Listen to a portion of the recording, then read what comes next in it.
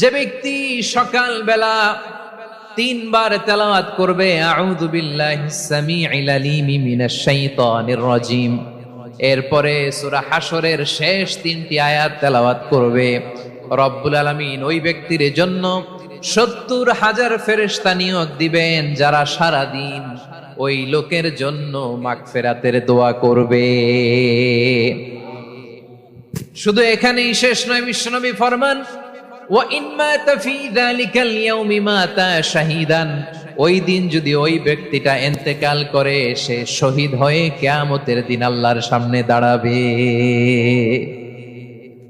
সকালবেলা যদি পড়েন তিনবার আউযু বিল্লাহিস সামিউল আলিম মিনাশ শাইতানির রাজিম তিনবার পড়ে সূরা হাশরের শেষ তিন আয়াত যদি তেলাওয়াত করেন, তাহলে আপনার জন্য আল্লাহ তাআলা ৭০,০০০ ফেরেশতা নিয়োগ করবে। সারা দিন তারা আপনার জন্য মাগফিরাতের দোয়া করবে, আর ওই দিন ইন্তেকাল করলে আল্লাহ তাআলা শহীদ হিসেবে আপনাকে কিয়ামতের দিন দাঁড় করাবে। সুবহানাল্লাহ, এত আস্তে। আবার সন্ধ্যাবেলায় যদি পড়েন, সারা রাতের জন্য ৭০,০০০ ফেরেশতা মাগফিরাতের দোয়া করবে। ওই রাতে